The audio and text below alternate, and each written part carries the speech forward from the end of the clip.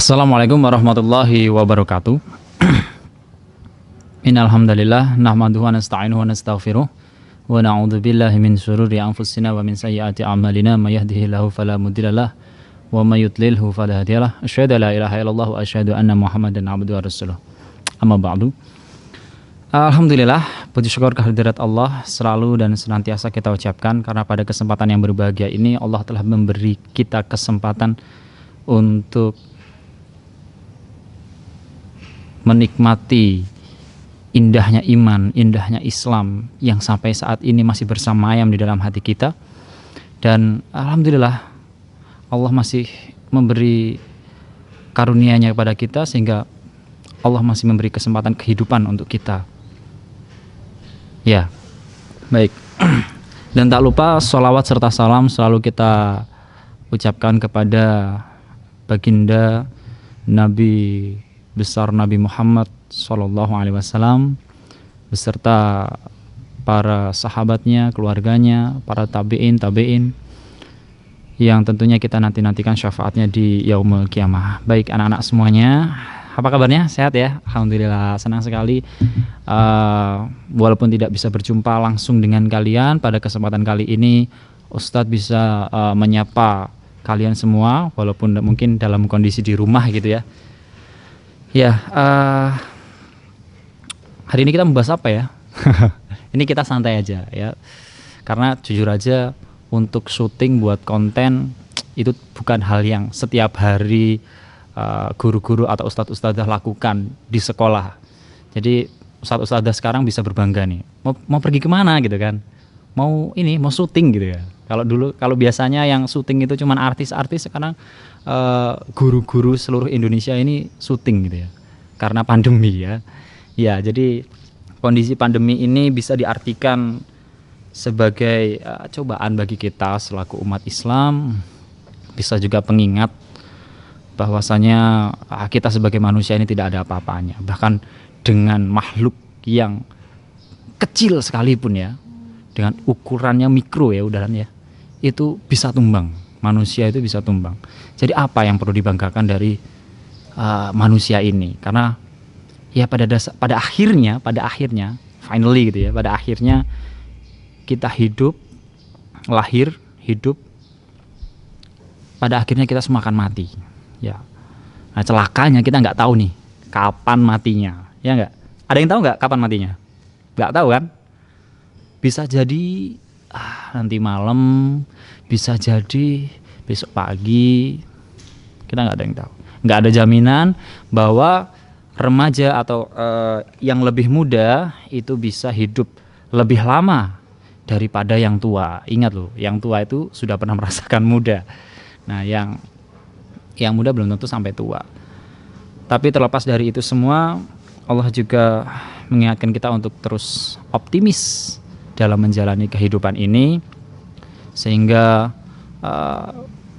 dalam kehidupan kita jadi ada rahasianya. Ketika memang kematian itu tidak dibuka secara umum, bayangkan ya, Allah mengumumkan kematian. Wah, jadi ditempel tuh ya, kayak mau kelulusan gitu. Kematianmu tinggal 3 hari lagi. Wah, bagaimana rasanya? Itu langsung ibadahnya kenceng gitu ya, ibadahnya kenceng. Terus ada juga nggak? Ada yang pesimis juga. Wah, aku bakal mati gitu ya. Jadi tidak ada rasa optimis. Karena memang kita itu hidup di bumi. Nah, jadi ke dalam bahasa Arabnya itu ardun. Ardun itu artinya adalah tempat. Ya, jadi dimanapun kita berpijak itu namanya ardun.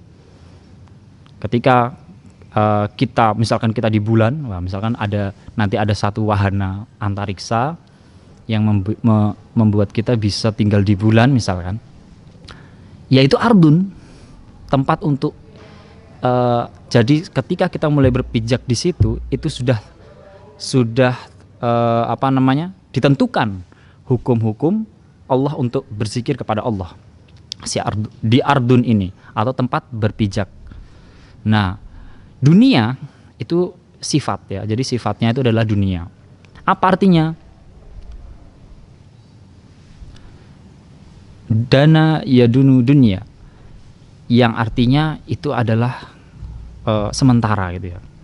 Jadi kalau ardun ini adalah tempat berpijak, sedangkan dunia ini artinya singkat atau sementara atau yang begitu dekat.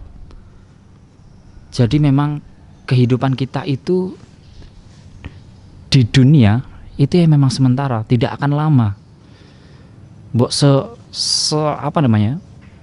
Sekuat-kuatnya kalian memegang dunia, mencari rezeki terus menerus, ya pada akhirnya itu ya sudah selesai. Makanya orang-orang yang cerdas itu adalah orang-orang yang dia memikirkan kehidupannya setelah matinya, ya kan? Terus bagaimana misalkan ada orang yang non muslim, mohon maaf ya, ada non muslim. Terus gimana? Ada non muslim, dia tidak pernah sholat, tidak berzikir pada Allah, tapi selalu berbuat baik. Apa contohnya? Misalkan dia selalu sedekah, misalkan dia selalu menyapa tetangganya, misalkan dia bahkan mungkin memberangkatkan haji tetangga muslimnya, tapi dia tidak sholat. Di mana keadilan Allah? Coba bagaimana kalau ada pertanyaan seperti itu, gimana? Di mana keadilan Allah ketika ada orang yang tidak atau non muslim yang tidak pernah sholat, tidak pernah berpuasa, tidak pernah berhaji, tapi dia selalu berbuat baik terhadap tetangganya, sedekahnya, kenapa dia tidak masuk surga? Di mana keadilan Allah? Gimana? Gimana kalian menjawabnya? Ya, jadi ibaratkan dia ini sekolah ya, yang mungkin kelas 7 sama kelas 8 sudah pernah Ustadz sampaikan ya, mungkin yang dulu kelas 7 maksudnya, yang dulu kelas 7 dan kelas 8, diibaratkan bahwa dia itu sekolah. Kalian sama nggak, misalkan ada orang yang tidak pernah sekolah di SMP IT Abu Bakar, dia selalu belajar lewat jendela, dia pelajari itu, dilihat dari jendela, dipelajari. Pinter nggak? Pinter. Bahkan kalau disandingkan dengan siswa yang paling pinter di SMP IT Abu Bakar Full Day School, dia rankingnya 1. Tapi karena dia tidak pernah mendaftar di SMP IT Abu Bakar Full Day School, kira-kira dia bisa lulus nggak? Atau dia bisa mendapatkan ijazah nggak dari SMP IT? Nggak bisa kan? Ya karena memang dari awal tidak mendaftar, itu tadi. Jadi seperti itu logikanya. Dan dunia tadi yang tadi Ustadz bahas di awal, bahwa antara hukum dunia dengan hukum akhirat itu berbeda. Jadi ketika kita sudah bicara tentang surga neraka, itu ada di akhirat. Sedangkan dunia yang sifatnya singkat, yang sifatnya dekat, yang sifatnya sementara itu, dia hanya tempat untuk mempersiapkan kehidupannya nanti ketika di akhirat, hanya sebagai tempat persiapannya, ya kan? Jika persiapan dia yang syarat utamanya pendaftaran tadi, apa sih kalau pendaftaran bagi seorang muslim itu? Ya syahadat. Ya nggak sih? Ya, syahadat. Tiba-tiba tidak terpenuhi. Maka apa yang terjadi? Dia tidak bisa masuk dalam kriteria orang-orang yang berserah diri kepada Allah atau orang-orang yang muslim tadi. Dia tidak bisa masuk ke sana. Sehingga karena dia tidak bersyahadat, tidak mengakui adanya Tuhan, maka otomatis jalannya adalah neraka. Karena kunci utamanya di sini adalah Islam. Jadi pendaftaran pertama ini adalah syahadatnya adalah Islam. Nah, kembali tadi hukum tadi, bahwa ketika bicara surga dan neraka itu ada hukum akhirat. Nah, ketika kita bicara di bumi atau ardun tadi, yaitu ya hukumnya di bumi, hukumnya di dunia. Jangankan itu ya, misalkan sekolah kalian atau sesama SMP IT Abu Bakar Full Day School dengan SMP negeri misalkan, sama nggak peraturannya? Jelas berbeda. aturannya pasti berbeda, ya kan? Nah, perbedaan aturan ini jika di dunia saja ada, maka otomatis di akhirat pun itu menjadi satu kepastian. Maka ada aturan yang dipakai ketika di akhirat dan ada juga yang aturan di dunia. Nah, di tengah-tengahnya itu di alam apa? Alam barzakh, alam kubur tadi yang memisahkan antara dunia dan akhirat. Nah, jadi seperti itu. Oke. Jadi pada dasarnya kita membahas apa sih? Kenapa kita membahas tentang itu? Jadi ini sebagai pengingat saja bahwa pada dasarnya kematian atau hidup kita itu memang sementara. Hidup di dunia ini begitu dekat dengan kematian itu sendiri, maka orang yang paling cerdas di sini adalah orang yang mempersiapkan dengan matang kematiannya. Ini nasihat buat siapa sih? Sebetulnya pada khususnya ini nasihat buat Ustadz sendiri dan umumnya kita semua lah ya. Jadi jangan sampai kehidupan kita ini habis hanya untuk memikirkan diri sendiri tanpa memberi kemaslahatan bagi umat manusia yang lain, atau malah memberikan kerugian bagi umat manusia yang lain. Jadi sebaik-baiknya manusia yang memberikan manfaat kepada sesama manusia yang lain. Pada kesempatan kali ini kita membahas tentang Arafah. Nah, sebelum sampai ke Arafah itu, Ustadz mau sedikit menyinggung ada satu fenomena atau peristiwa besar yang akhir-akhir ini terjadi. Ya. Jadi kemarin ketika tanggal 13 Juli 2020 ada satu peristiwa yang memflashback kita bahwa yang menyadarkan umat Islam di dunia untuk bersatu gitu ya, untuk menjalin ukhuwahnya, mempererat ukhuwahnya, menyadarkan kita bahwa 13 Juli 2020 kemarin ada satu peristiwa yang menggemparkan. Apa itu? Bahwa di Turki Presiden Erdogan itu menetapkan apa sih? Hagia Sophia. Siapa yang tidak kenal Hagia Sophia? Hagia Sophia itu adalah artinya itu adalah kebijaksanaan yang suci gitu ya. Kebijaksanaan yang suci. Nah, Hagia Sophia yang telah lama menjadi museum, kurang lebih sekitar 83 atau 85 tahun gitu ya. Dari tahun 1934 dijadikan museum oleh Kemal Atatürk. Selama 80 tahun lebih itu, akhirnya penantian itu terbayarkan, di mana saat ini Turki melalui pemerintahannya mengesahkan bahwa Hagia Sophia saat ini sudah tidak lagi menjadi museum, melainkan sudah menjadi masjid, sebagaimana yang diamanahkan kepada Muhammad Al-Fatih, sang penakluk ya. Pada tahun 1453 Muhammad Al-Fatih ya, pada tahun 1453 itu kayak bakso ya. Udah gagal fokus saya ini, mohon maaf. Nah, 1453 Muhammad Al-Fatih beserta pasukannya, sebagaimana yang disabdakan Rasulullah 1000 tahun sebelumnya, itu menyatakan bahwa suatu ketika bahwa Konstantinopel itu akan ditaklukkan. Siapa yang menaklukkannya? Dia adalah sebaik-baiknya pemimpin dan pasukannya adalah sebaik-baiknya pasukan. Dan sabda Rasulullah itu pun terbukti pada zamannya Mehmed. Mehmed itu bahasa Turki dari kata Muhammad. Jadi Muhammad Al-Fatih. Nah, ada fakta menarik ini. Dan apa sih hubungannya sama dunia tadi? Yaitu tadi, karena memang hidup di dunia ini sementara, maka totalitas untuk mempersiapkan akhiratnya. Salah satunya membela agama Allah. Kenapa agama Allah perlu dibela? Apakah Allah itu perlu dibela? Bukan. Yang membutuhkan itu kita, ya. Jadi yang membutuhkan pengakuan, yang membutuhkan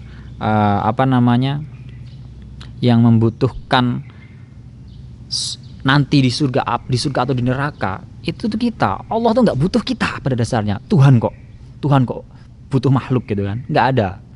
Jadi makanya Tuhan itu tidak butuh makhluk. Allah tidak membutuhkan kita, tapi kita lah yang membutuhkannya. Bagaimana caranya? Membuktikan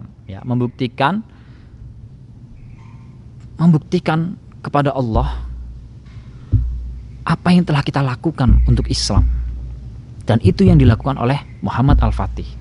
Dan ada satu fakta menarik, rupanya Muhammad Al-Fatih ini dulu kecilnya itu adalah anak yang pemalas. Bener ini? Dia anak pemalas. Kok pemalas? Iya. Jadi Muhammad Al-Fatih ketika dia masih kecil, jadi masih usia 5 tahunan ya, 4-5 tahun lah. Itu setiap dia ajarkan Al-Quran, pokoknya diajari ilmu gitu ya, untuk mempersiapkan dia menerima tampuk kepemimpinan, itu dia selalu tidak mau.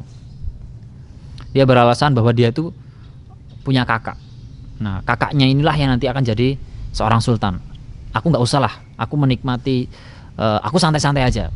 Nah, ini ada indikasi bahwa memang ternyata fasilitas itu bisa mempengaruhi karakter kita. Benar itu. Ketika banyak fasilitas, cenderungnya orang-orang atau anak-anak itu malas karena merasa ya sudah, karena sudah tidak perlu usaha lagi.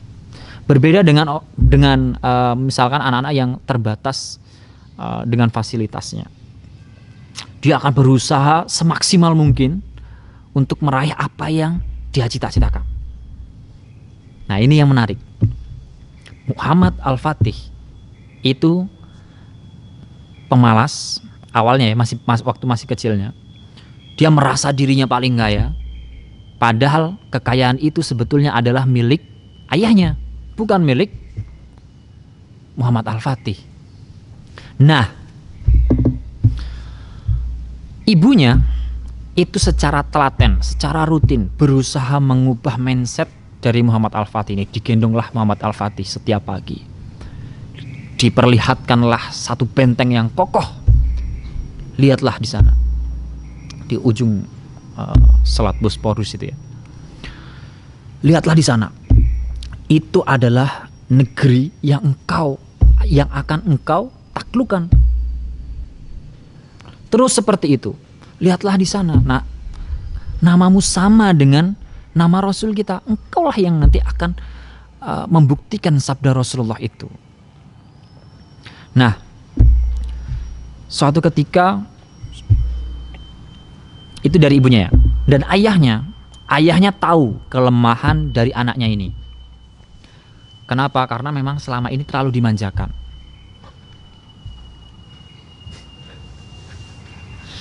Ya, akhirnya Sultan Muhammad, ayahnya Mehmet ini mengamanahkan kepada gurunya, lalu gurunya dengan memberikan satu rotan gitu ya. Jadi silahkan dipukul kalau anaknya ini ngeyel, bandel gitu ya. Oke. Nah, mulailah saat itu dididiklah Muhammad Al-Fatih. Dipukullah anak itu. Kaget kan? Kok berani-beraninya mukul anak sultan gitu ya. Ya, akhirnya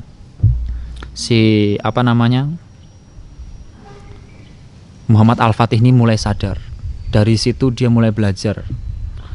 Dan usia 8 tahun Muhammad Al-Fatih sudah bisa menghafalkan Al-Quran. Dan di usia 20 tahun dia mampu menaklukkan Konstantinopel beserta keagungannya. Nah, apa intinya dari cerita tadi? Bahwa memang untuk membangun satu generasi yang kuat perlu ada pendidikan. Kadang-kadang keras. Tapi dengan kekerasan dalam arti mendidik ya, bukan dalam kekerasan dalam arti hanya main fisik saja tapi tidak ada nilainya. Dengan seperti itu kadang kita bisa lebih sadar agar tidak terlalu terlena dengan adanya fasilitas, karena kalau terus-terusan dimanjakan ya akhirnya kita menjadi lemah. Nah, besok pada tanggal 28 Juli, besok Rabu ya, 22 Juli 2020 itu sudah mulai 1 Zulhijjah. Nah, ini ada satu pendidikan yang patut kita praktikkan ya. Jadi disunahkan, ingat ya, ini sunnah memang. Disunahkan memang ketika kita mendekati Idul Kurban selama 9 hari itu melaksanakan puasa. Nah, di hari ke-9 itu adalah puasa Arafah. Puasa Arafah ini dilakukan ketika wukuf di Arafah. Nah, ada 2 pendapat tentang puasa Arafah ini. Yang pertama dari MUI-nya Arab Saudi, Lajnah Daimah, itu menyatakan bahwa kalau mau puasa Arafah itu harus sesuai gitu ya, sesuai dengan waktu wukuf di Arafah. Tapi ada pendapat yang kedua dari Imam Ibnu Utsaimin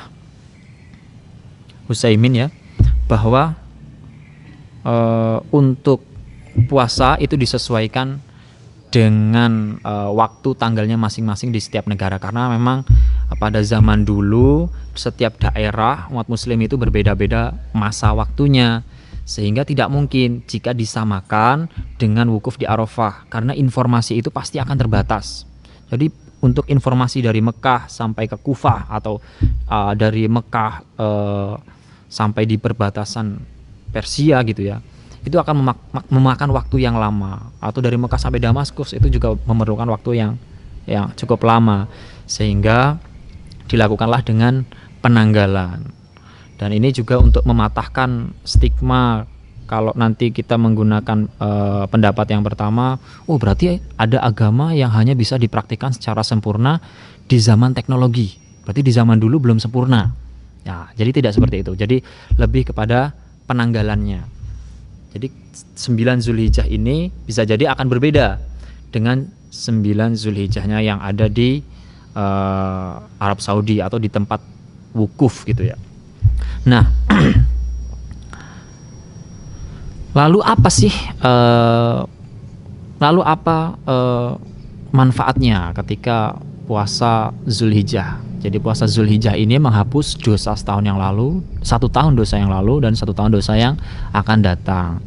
Imam Nawawi menyampaikan yang dimaksud dosa ini adalah dosa-dosa kecil. Nah, dosa-dosa kecil yang terhapus ya, bukan dosa-dosa yang besar. Nah, jadi tidak bisa terus menjadi pembenaran ketika kita sudah puasa Arafah atau puasa mungkin dari 1 Zulhijjah sampai 9, terus menjadi pembenaran bagi kita untuk melakukan kegiatan maksiat. Jika dari Ibnu Abbas mengatakan bahwa tidak ada